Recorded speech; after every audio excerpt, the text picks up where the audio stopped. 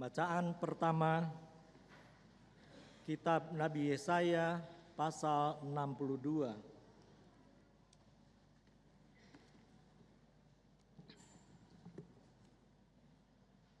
Kitab Nabi Yesaya pasal 62 ayat pertama sampai dengan ayat ke-5.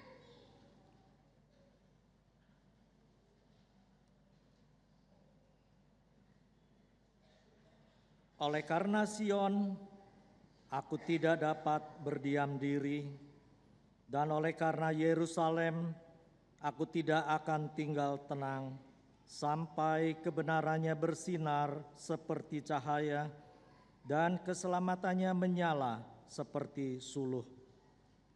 Maka bangsa-bangsa akan melihat kebenaranmu, dan semua raja akan melihat kemuliaanmu, dan orang akan menyebut engkau dengan nama baru yang akan ditentukan oleh Tuhan sendiri. Engkau akan menjadi mahkota keagungan di tangan Tuhan dan serban kerajaan di tangan Allahmu. Engkau tidak akan disebut lagi yang ditinggalkan suami, dan negerimu tidak akan disebut lagi yang sunyi, tetapi engkau akan dinamai yang berkenan kepadaku, dan negerimu yang bersuami, sebab Tuhan telah berkenan kepadamu dan negerimu akan bersuami. Sebab seperti seorang muda belia menjadi suami seorang anak darah, demikianlah dia yang membangun engkau akan menjadi suamimu. Dan seperti girang hatinya seorang mempelai melihat pengantin perempuan, demikianlah Allahmu akan girang hati atasmu. Demikianlah sabda Tuhan.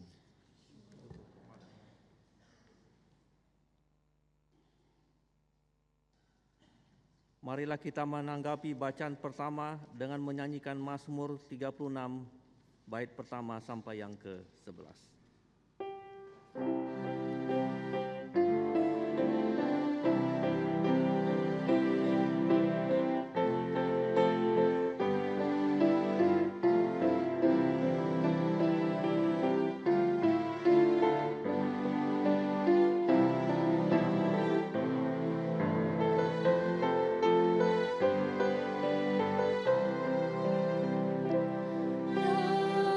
Tuhan kasih-Mu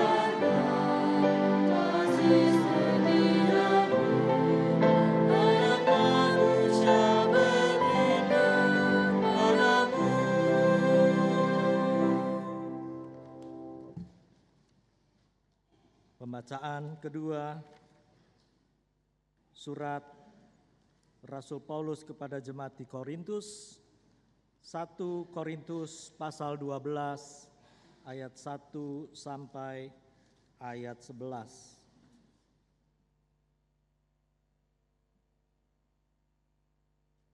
Satu Korintus pasal 12 ayat 1 sampai ayat 11. Sekarang tentang karunia-karunia roh. Aku mau saudara-saudara supaya kamu mengetahui kebenarannya. Kamu tahu bahwa pada waktu kamu masih belum mengenal Allah, kamu tanpa berpikir ditarik kepada berhala-berhala yang bisu. Karena itu aku mau meyakinkan kamu bahwa tidak ada seorang pun yang berkata-kata oleh Roh Allah dapat berkata, "Terkutuklah Yesus," dan tidak ada seorang pun yang dapat mengaku Yesus adalah Tuhan selain oleh Roh Kudus. Ada rupa-rupa karunia, tetapi satu Roh. Dan ada rupa-rupa pelayanan, tetapi satu Tuhan. Dan ada berbagai-bagai perbuatan ajaib, tetapi Allah adalah satu yang mengerjakan semuanya dalam semua orang.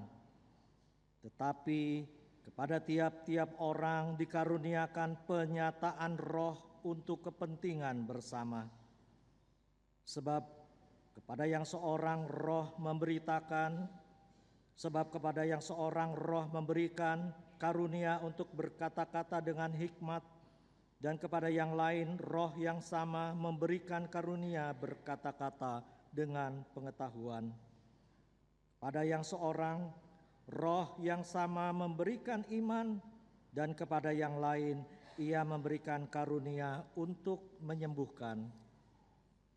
Pada yang seorang roh memberikan kuasa untuk mengadakan mujizat, dan kepada yang lain ia memberikan karunia untuk bernubuat. Dan kepada yang lain lagi ia memberikan karunia untuk membedakan bermacam-macam roh. Kepada yang seorang ia memberikan karunia untuk berkata-kata dengan bahasa roh, dan kepada yang lain ia memberikan karunia untuk menafsirkan bahasa roh itu. Tetapi semuanya ini dikerjakan oleh Roh yang satu dan yang sama, yang memberikan karunia kepada tiap-tiap orang secara khusus seperti yang dikehendakinya. Demikianlah sabda Tuhan.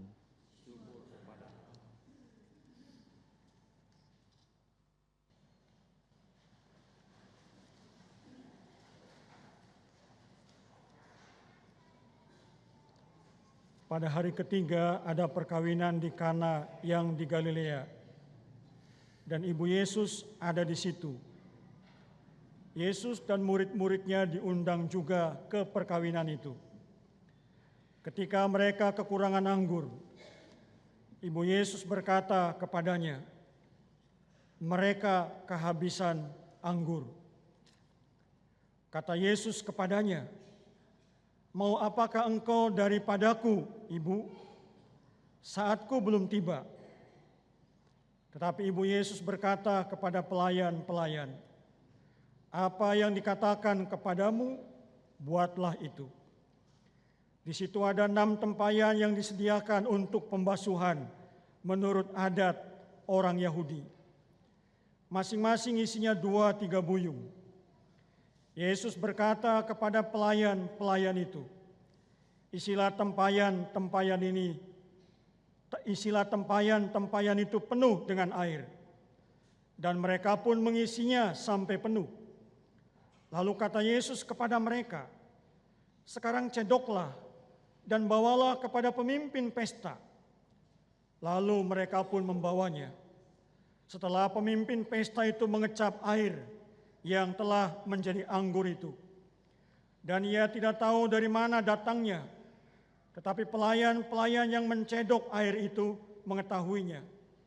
Ia memanggil mempelai laki-laki dan berkata kepadanya, "Setiap orang menghidangkan anggur yang baik dahulu, dan sesudah orang puas minum, barulah yang kurang baik. akan tetapi engkau menyimpan anggur yang baik sampai sekarang. Hal itu dibuat Yesus di Kana yang di Galilea sebagai yang pertama dari tanda-tandanya. Dan dengan itu ia telah menyatakan kemuliaannya dan murid-muridnya percaya kepadanya. Demikianlah berita Injil Yesus Kristus. Yang berbahagia adalah kita semua yang mendengarkan firman Allah, yang memelihara serta yang melakukan dalam hidupnya setiap hari. Haleluya.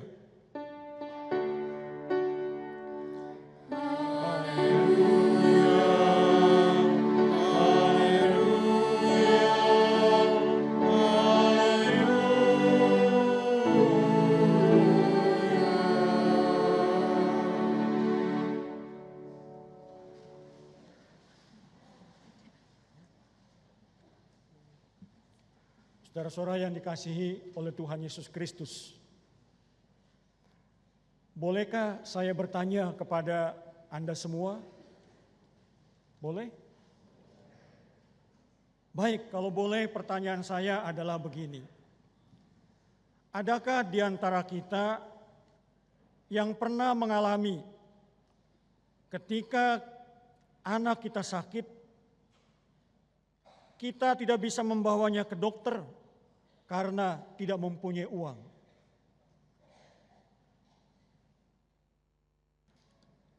Adakah di antara kita yang pernah mengalami, besok kira-kira kita mau makan apa? Karena tidak ada persediaan bahan makanan di rumah dan juga tidak ada uang. Adakah di antara kita yang pernah mengalami tidak punya uang untuk menyekolahkan anak kita? Adakah di antara kita yang sampai sekarang ini memiliki penyakit yang tak kunjung sembuh? Adakah di antara kita yang kehidupan rumah tangganya sekarang ini tengah diambang kehancuran? Bagaimana rasanya kalau hidup kita seperti itu? Enak? Saya sungguh yakin kita semua akan mengatakan sungguh sangat tidak enak. Atau mungkin kita juga bertanya dan memprotes kepada Tuhan, mengapa hidup saya jadi begini? Mengapa hidup saya penuh dengan kesulitan? Mengapa hidup saya penuh dengan pergumulan? Saudara-saudara yang dikasihi oleh Tuhan Yesus Kristus, keadaan yang penuh dengan pergumulan dan kesulitan itulah agaknya yang tengah dihadapi oleh orang-orang Kristen pada awal abad yang kedua Masehi. Ketika Injil Yohanes ini ditulis, tetapi penulis Injil Yohanes dengan mengangkat cerita perkawinan di Kana, cerita perkawinan yang merupakan sebuah momentum yang sangat penting dalam kehidupan seseorang, ingin mengatakan bahwa di tengah-tengah kesulitan, di tengah-tengah pergumulan yang berat sekalipun, Tuhan tidak meninggalkan umat-Nya. Tuhan tetap memelihara umat-Nya. Penulis Injil Yohanes juga ingin menempatkan karya Yesus yang mula-mula itu terjadi di wilayah Galilea. Seolah-olah penulis Injil Yohanes ingin menempatkan diri sama seperti penulis-penulis dalam Injil sinoptik, Markus, Matius, dan Lukas.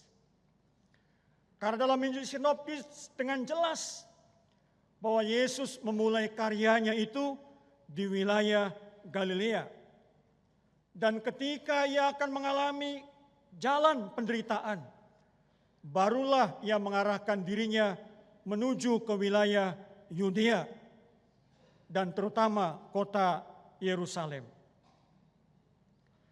Penulis Injil Yohanes ingin mengatakan bahwa karya Yesus mula-mula terjadi juga di wilayah Galilea, tepatnya di kota Kana. Di Kana Galilea ada pesta perkawinan. Ibu Yesus ada di situ. Tentu kita segera mengatakan, mungkin yang empunya pesta ini adalah kerabatnya dari Ibu Yesus. Dan juga diberitahukan kepada kita Yesus dan murid-muridnya pun diundang dan hadir di situ. Kekerabatannya mungkin sangat dekat. Tapi yang mengherankan kita adalah dalam pesta kawin itu disebutkan ada Ibu Yesus. Ada Yesus dan murid-muridnya. Di manakah Yusuf? Di manakah suami dari Maria? Di manakah Bapak Yesus? Tidak disebutkan. Padahal dalam tradisi orang-orang Yahudi, bukankah orang laki-laki itu memegang peranan yang penting? Tapi pada bagian ini kok tidak disebut sama sekali. Namun terlepas dari semuanya, dalam pesta kawin itu biasanya orang-orang yang diberikan tugas untuk mengawasi segala persediaan dan perbekalan diliputi oleh perasaan cemas, diliputi oleh perasaan was-was. Apalagi kalau pesta kawin itu dilakukan selama berhari-hari. Cemas, takut oleh karena persediaannya tidak terbatas. Dan ternyata apa yang dicemaskan itu memang terjadi.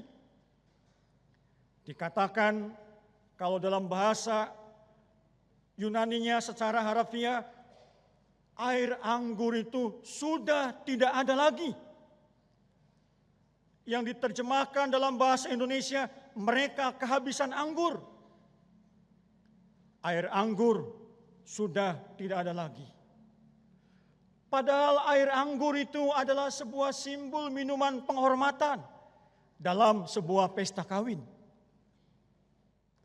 Air anggur di sini tentu saja harus mengikuti apa yang dikatakan dalam kitab Talmud, dalam kitabnya orang Yahudi. Air anggur yang digunakan dalam pesta kawin adalah air anggur yang kadar alkoholnya sangat rendah, tetapi kadar airnya sangat tinggi. Agar supaya air anggur yang diminum tidak memabukkan. Karena dalam kitab Talmud dikatakan kalau sampai dalam pesta perkawinan ada orang yang mabuk anggur, maka sang empunya pesta itu akan mengalami aib, akan dipermalukan. Jadi rupanya air anggur yang digunakan pun adalah air anggur yang kadar alkoholnya sangat-sangat rendah. Mereka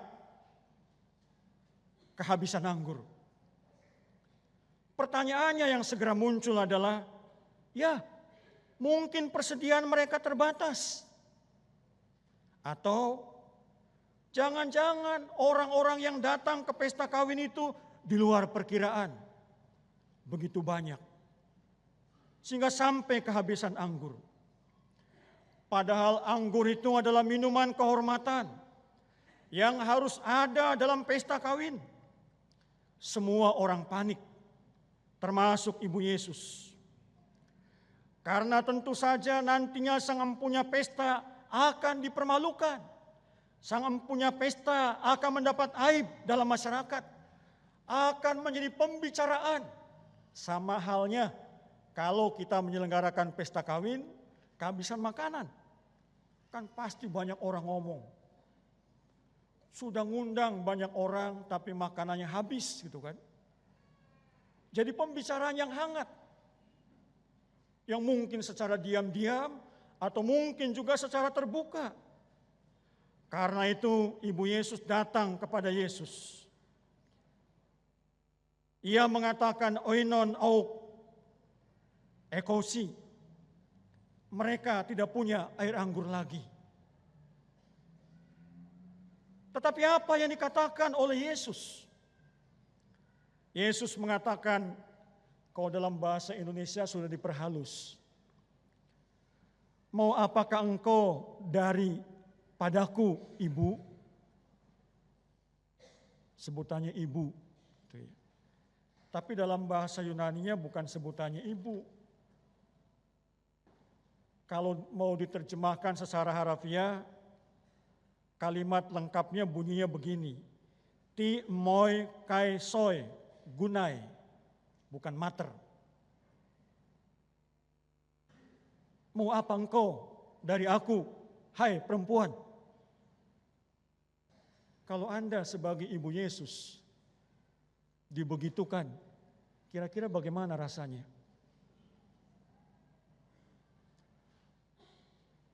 Hanya memberitahukan air anggur sudah tidak ada lagi. Tetapi Yesus menjawabnya, mau apa engkau dari aku, hai perempuan? Pasti kita akan sakit hati. Pasti kita akan marah. Kalau orang Tionghoa mengatakan, kamu ini anak yang puthau, anak yang tidak hormat kepada orang tua, dan sebagainya. Tetapi Ibu Maria tidak marah. Dan memang penulis Injil Yohanes menempatkan kadang-kadang Yesus di dalam teologi rendah, tetapi kadang-kadang Yesus tempatkan dalam teologi tinggi. Ketika ia mengatakan kepada Maria, mau apakah engkau dari aku, hai perempuan? Penulis Yohanes menempatkan Yesus dalam teologi tinggi. Yang artinya dalam keberadaannya sebagai Allah. Sebagai Allah, ia menempatkan Maria sebagai perempuan pada umumnya. Justru dengan bersikap seperti itu, Yesus bersikap sangat proporsional. Yesus bersikap sangat tegas. Tetapi uniknya Maria juga tidak marah. Malahan Maria mengatakan kepada pelayan-pelayan.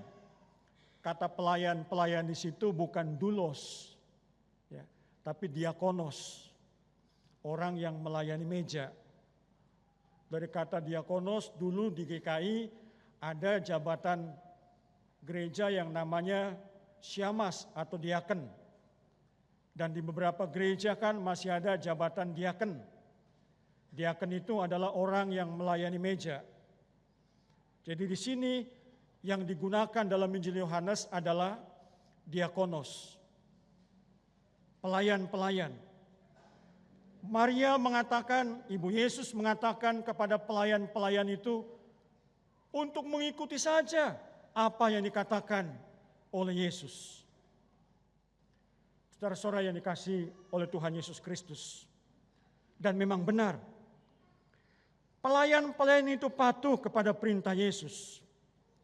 Ketika diminta untuk mengisi tempayan yang kosong itu dengan air. Berapa jumlah tempayannya? Ada 6. Tempayan air itu digunakan untuk pembasuhan dalam adat Yahudi.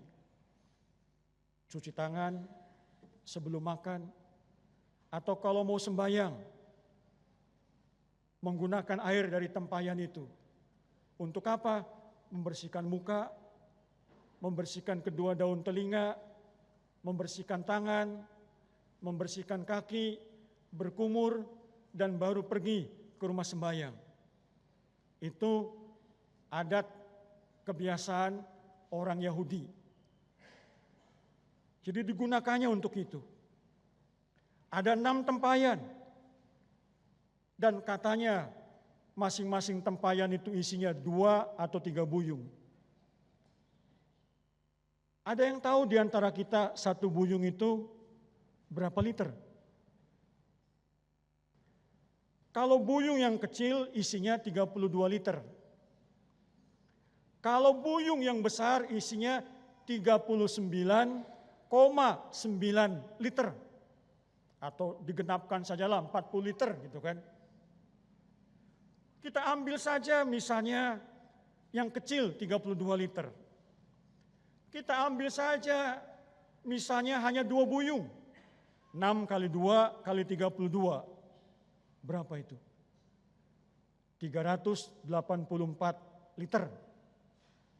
Tetapi kalau kita mengambil 6 kali 3 kali 32, 576 liter. Sangat banyak kan? Mereka mengisi tempayan-tempayan itu sampai penuh. Dan yang herannya adalah ketika pelayan-pelayan itu diminta yang sudah mengisi air tadi, diminta mencedok, mau mencedok. Diminta membawa hasil cedokannya kepada pemimpin pesta, mau. Padahal pelayan itu kan tahu, itu adalah air. Tetapi uniknya pelayan itu kan tidak membantah, tidak mengatakan, ini kan air, masa mau dibawa untuk orang-orang pesta?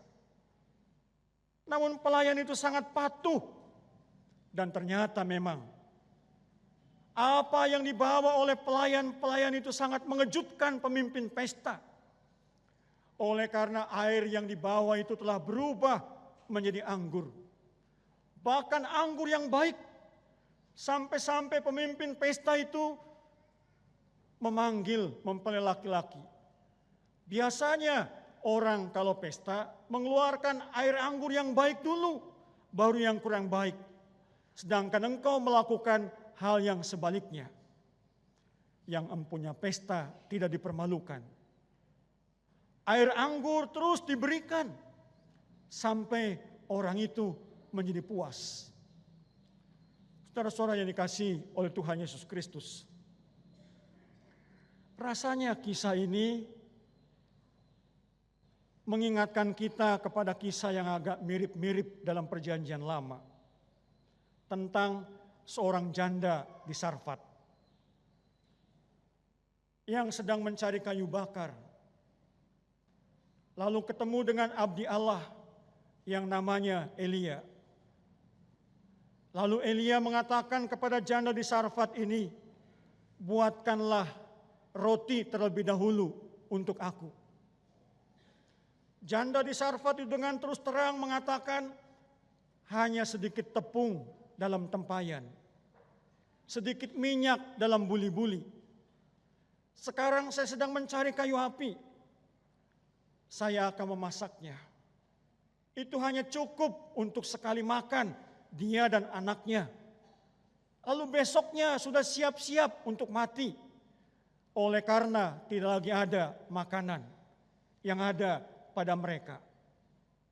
Tapi astaga, ketika janda di Sarfat ini mendahulukan apa yang diminta oleh abdi Allah, tepung dalam tempayan tidak habis. Minyak dalam buli-buli tidak habis. Untuk sekian lamanya mereka hidup dalam kecukupan. Saudara-saudara yang dikasihi oleh Tuhan Yesus Kristus. Ibu Yesus, pelayan-pelayan, janda di Sarfat tetap beriman walaupun mereka kesulitan. Apa kita bisa beriman kalau kita mengalami kesulitan? Apa kita bisa beriman kalau kita mempunyai penyakit yang tak kunjung sembuh? Saya pernah secara pribadi berada pada perbatasan. Oleh karena saya pernah tahun 2006 mengalami sakit yang tak kunjung sembuh. Awalnya cuma bisul di sekitar anus. Tapi oleh dokter bisul itu dipencet dan ternyata pecah. Saya bilang ke dokter itu, kalau bisul di sekitar anus pecah, maka itu akan berbahaya. Dan memang sangat berbahaya. Lalu akhirnya membuat lorong. Semakin lama semakin dalam. dan namanya penyakitnya perianal fistula dalam dunia kedokteran. Peri itu tepian, anal itu anus, fistula itu lorong. Dia membentuk lorong. Dioperasi sekali di Indonesia. Ternyata juga infeksi. Dibawa ke Singapura dioperasi. Ternyata juga tak kunjung sembuh, walaupun dipasangi alat di dalamnya. Pergi lagi ke Singapura, dioperasi lagi, nggak kunjung sembuh. Pergi lagi, nggak kunjung sembuh. Rasanya bosan. Yang akhirnya kemudian badan saya turun drastis. Kurang lebih sekitar hampir 20 kilo. Gara-gara penyakit itu. Padahal cuma bisul awalnya. Berkali-kali dioperasi di Indonesia, tidak kunjung sembuh. Saya sudah menyerah. Dan ketika memang menyerah, ternyata kok ada jalan keluar. Yaitu ada anggota jemaat saya di GKI Raya Hankam yang berkunjung ke saya. Setelah saya pulang dari rumah sakit tahun 2010. Ia mengatakan dulu saya jadi perawat Pak Pendeta di rumah sakit di Bandung. Di sana yang punya rumah sakit sebenarnya ahli bedah jantung. Tapi dia banyak menangani pasien-pasien yang mengalami kesulitan di sekitar anusnya. Karena waktu sekolah di Amerika, dia membantu dosennya untuk menangani hal-hal yang seperti itu. Cobalah ke sana. Bulan Januari awal tahun 2011,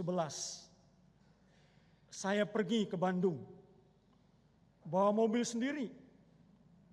Setelah mengantri cukup lama, maka ketemulah dengan dokter yang sangat nyentrik itu. Umurnya sudah 74 tahun ketika itu. Ia mengatakan kepada saya begini, Anda penyakitnya sudah sangat parah, harus operasi sekarang juga. Saya bilang, dok, saya nggak siap operasi sekarang. Bisa nggak minta waktu? Operasi itu kan bukan soal siap dan tidak siap. Operasi itu mau atau tidak mau. Saya mengatakan, saya nggak bawa duit dok. Bawa berapa duitnya sekarang? Saya sebutkan, saya hanya membawa 5 juta. Karena tidak niat juga untuk operasi. Oke, kalau begitu 4 juta kasihkan ke saya. 1 juta untuk Anda pulang. Lalu saya bilang setelah dioperasi, kan saya harus dirawat di rumah sakit ini. Kan perlu biaya. Lalu dia mengatakan, kalau kamu habis dioperasi tinggal di rumah sakit ini, kamu hanya memperkaya saya saja. Memperkaya rumah sakit. Habis operasi ya pulang. Dalam bayangan saya selama ini kalau saya dioperasi paling tidak minimal 1 minggu harus tinggal di rumah sakit. Dirawat di rumah sakit. Kok ini pulang? Dia tetap mengatakan, mau enggak dioperasi? Lalu saya bilang, oke lah saya operasi. Dioperasi cukup lama. Setelah dioperasi kemudian dibawa ke tempat siuman, saya sudah siuman, dia datang lagi. Bagaimana? Masih pusing? Ya sedikit. Kalau enggak pusing, nanti ke ruangan saya. Kan sudah sore. Saya hanya tinggal melakukan tugas administrasi. Kita ngobrol-ngobrol. Saya bilang sakit dok. Yang sakit itu kan pantat, otak kan enggak sakit.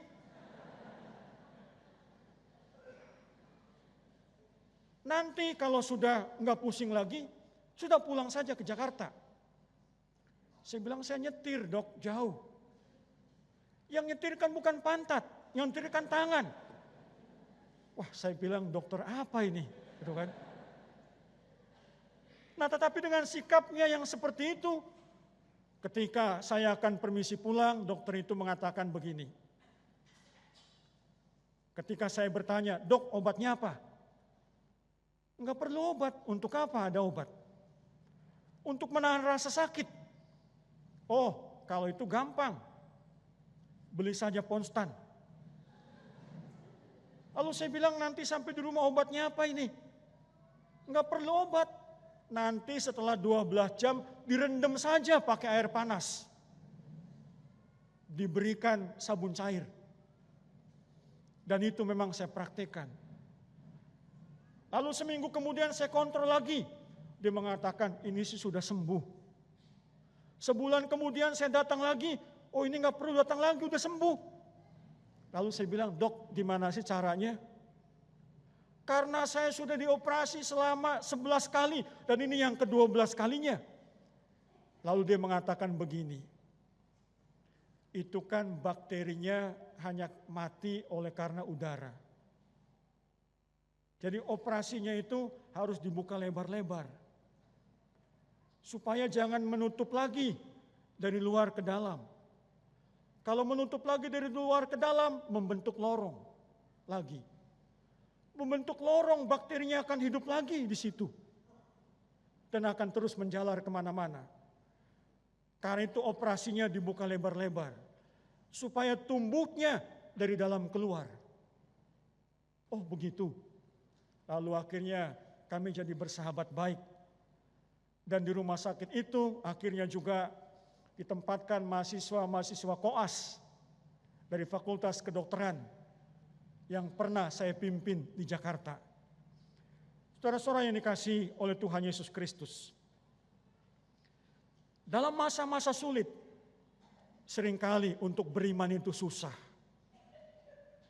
Lebih mudah kita menyatakan beriman dan mengatakan bahwa Tuhan itu baik, Tuhan itu bisa dipercaya pada waktu kita sehat.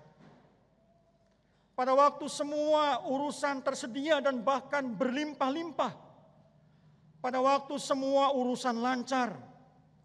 Karena itu saya ingin mengatakan, berbahagialah kita jika kita pernah dalam kesulitan, dalam pergumulan yang berat, tapi tetap beriman. Karena itu adalah pengalaman yang tidak bisa dicari dimanapun. Pengalaman yang sangat berharga. Saudara-saudara yang dikasihi oleh Tuhan Yesus Kristus. Sekarang tempayan yang kosong itu telah penuh. Bukan lagi dengan air, tetapi air yang telah berubah menjadi anggur. Yang telah mengherankan pemimpin pesta. Sampai yang empunya pesta pun tidak tahu dari mana datangnya. Tapi pesta terus berlanjut. Semua orang berada dalam kegembiraan. Berbagi kegembiraan, berbagi sukacita. Sebenarnya saudara-saudara tidak perlu kita menunggu ketika hidup kita berkecukupan. Kita berbagi kegembiraan, berbagi sukacita tidak perlu ketika hidup kita aman dan tanpa kesulitan. Karena biasanya orang akan berpikir seperti itu. Walau hidup kita penuh dengan kesulitan, tetapi kalau hati kita senang, kita pun akan bisa berbagi kepada orang-orang lain. Contohnya begini, Tiongkok pernah mengalami revolusi kebudayaan yang dipimpin oleh ketua Mao Zedong atau Mao Zedong. Agama-agama dilarang. Karena dalam pemahaman Mao, orang beragama itu adalah orang yang loyo. Orang beragama itu adalah orang yang malas. Orang yang beragama itu adalah orang yang kurang produktif. Karena itu, tempat-tempat ibadah semua ditutup. Buku-buku keagamaan semua dilarang. Dan setiap orang diawasi oleh laskar pengawal merah. Yang telah dengan siap dengan bukunya untuk melakukan tindakan ancaman, tindakan penindasan dan bahkan pembunuhan. Tetapi setelah revolusi kebudayaan berlangsung 25 tahun, pemerintah kaget, Partai Komunis kaget, oleh karena ternyata jumlah orang-orang Kristen melonjak hampir 400%. Mengapa bisa begitu? Terlebih lagi mereka kaget oleh karena banyak pemuda-pemuda militan yang menjadi laskar pengawal merah justru berbalik menjadi Kristen secara terang-terangan. Bahkan ada kesaksian dari seorang pengawal merah yang namanya Zhang dengan kawan-kawannya sebanyak 7 orang. Mereka mengatakan begini, ketika kami memperhatikan para petani yang adalah orang-orang Kristen, mereka bekerja di bawah ancaman, tetapi mereka bekerja dengan riang. Mereka bekerja dengan gembira. Mereka bekerja dengan penuh semangat. Mereka menjalani hidup setiap hari dengan sukacita walaupun di bawah ancaman. Mereka adalah orang-orang pekerja keras. Mereka adalah orang-orang yang produktif. Mereka adalah orang-orang yang jujur. Mereka adalah orang-orang yang tidak pernah mengeluh. Mereka adalah orang-orang yang suka membantu orang lain. Mereka adalah orang-orang yang sangat bersahabat. Tapi mereka selalu mengucapkan kalimat-kalimat yang kami tidak pernah tahu dari mana itu pada awalnya. Namun, kata Zhang, ketika anggota laskar kami mengalami kecelakaan, mereka itulah yang menolong pertama-tama. Membantu bukan asal membantu, tetapi menolong dengan sepenuh hati. Mereka mengucapkan kalimat-kalimat takzim yang kami tidak mengerti. Yang baru kami mengerti ternyata itu adalah ayat-ayat dari kitab Injil yang mereka hafal. Oleh karena buku suci dilarang, maka Alkitab itu mereka sobek-sobek. Dan setiap orang harus belajar menghafal ayat-ayat yang disobek itu. Itulah kalimat-kalimat yang sangat menakjubkan. Sehingga pada akhirnya Zhang dan 7 kawannya yang adalah orang-orang militan dari Laskar Pengawal Merah, mereka pun menjadi orang-orang Kristen. Saudara-saudara yang dikasihi oleh Tuhan Yesus Kristus, apalagi kalau tempayan kita sungguh penuh, maka seharusnya tidak ada alasan bagi kita untuk tidak berbagi sukacita dengan orang lain. Kalau tempayan kita sudah penuh, ada kegembiraan, ada sukacita, ada kebahagiaan. Tetapi kalau kita hanya menikmati untuk diri kita sendiri, betapa egoisnya kita. Tahun 1995, pada bulan Oktober saya diutus oleh Sinode GKI untuk magang selama kurang lebih 4 bulan di Uniting Church pada Sinode Victoria di Melbourne. Karena ketika itu saya sedang dipersiapkan untuk menjadi sekum GKI, yang akhirnya memang saya juga tidak mau, tapi magangnya dilakukan. Ketika magang, saya tinggal di rumah direktur propertinya dari gereja Uniting Church. Jadi ada direktur propertinya. Apa kerjanya? Menangani seluruh aset-aset gereja. Termasuk kalau mau menjual gereja, menjual gedung gereja, atau membangun gedung gereja baru, saya tinggal di rumah dia. Jadi kemana-mana saya mengikuti dia. Termasuk juga ketika akan menjual gedung gereja yang ada di kota Melbourne, yang sekarang jadi gedung kasino. Itu dilakukan pada tahun 95. Saya juga diajak ke rumah sakit milik Uniting Church. Yang ketika itu rumah sakit Uniting Church sangat mengandalkan kepada satu dokter ahli bedah jantung, namanya Michael Chang, yang sangat terkenal pada waktu itu. Belum ada dokter bedah jantung yang menyainginya. Ketika saya datang ke rumah sakit itu bersama direktur properti, saya bertanya, apakah di sini ada orang Indonesia sedang dirawat? Lalu direktur properti tanya kepada direktur rumah sakit, katanya ada. Sudah 1 bulan, ia mau dibefas jantung, tapi nggak pernah berani-berani. Lalu akhirnya saya dipertemukan dengan orang itu. Saya mengatakan, Pak, saya Pendeta Jefta dari GKI. Orang ini kemudian sumringah. Lalu dia mengatakan, Pak Pendeta, saya juga dari GKI. Lalu kemudian dia bercerita, saya sudah 1 bulan lebih di sini.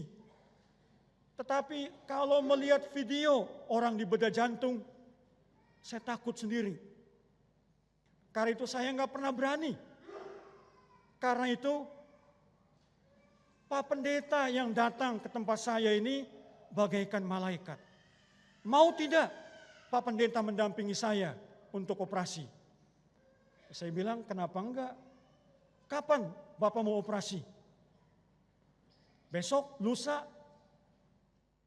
Lalu mereka berunding dengan istrinya. Lalu akhirnya saya mendampingi operasi dari pagi sampai dengan sore. Selama 8 jam lebih. Setelah siuman baru saya meninggalkan Bapak itu. Sudah nggak pernah ketemu lagi. Lalu akhirnya kami ketemu di Jakarta. Dan ternyata Bapak itu adalah seorang presiden direktur dari salah satu anak perusahaan dari PT Astra Internasional. Presiden direktur Otopart. Ia menjabat sangat lama.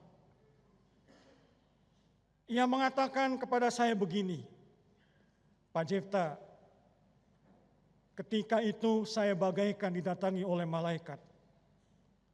Kalau Pak Jefta tidak hadir, mungkin saya juga tidak akan dioperasi-operasi. Karena takutnya bukan main. Saya bilang, saya bukan malaikat, Pak. Saya hanya pendeta, manusia biasa. Tapi bagi saya, kehadiran Bapak sangat menguatkan saya. Sehingga saya mau operasi. Sekarang saya sudah mengalami kehidupan yang kedua. Terus terang kehidupan saya yang pertama. Karier. Berorientasi pada diri sendiri. Saya dari Semarang. Saya bekerja di grup Astra mulai dari salesman. Yang dari rumah ke rumah. Sampai saya menjadi presiden direktur Otopart. Semuanya berkat Tuhan. Tapi orientasi saya masih kepada diri sendiri. Tapi setelah saya mengalami kehidupan yang kedua, orientasi saya tidak kepada diri saya sendiri, tapi kepada orang lain. Saya berbagi kepada orang-orang yang tak berpunya. Saya mempunyai banyak anak asuh. Saya menghidupkan petani-petani di wilayah sekitar Sukabumi, supaya mereka mengalami kehidupan yang mapan. Maukah Pak Pendeta nanti kami undang ke rumah, bersama-sama dengan mereka semua, untuk berbagi sukacita? Saya bilang, kenapa enggak? Lalu akhirnya pada waktu yang telah ditentukan, saya pun juga datang. Bersama-sama dengan banyak orang. Lalu Bapak itu mengatakan, nanti sebelum makan, ada doa-doa yang mau disampaikan. Saya tidak minta Pak Pendeta untuk berdoa, tapi nanti di sini ada orang berdoa secara agama Islam, orang berdoa secara agama Kristen, orang berdoa secara agama Katolik, agama Hindu, agama Buddha, agama Konghucu. Dan kalau saya bisa hidup sampai dengan sekarang ini, waktu itu tahun 2015, tahun lalu, berarti kalau dari tahun 95 sudah 20 tahun kan? Sudah 20 tahun. Dia mengalami tetap dengan jantung yang sehat. Saya hidup juga karena doa-doa mereka. Lalu akhirnya suasana hening. Mereka berdoa. Karena suasananya hening, mereka berdoa. Kalau saya khotbah terus kan mengganggu. maka khotbah saya juga berhenti sampai di sini dulu. Amin.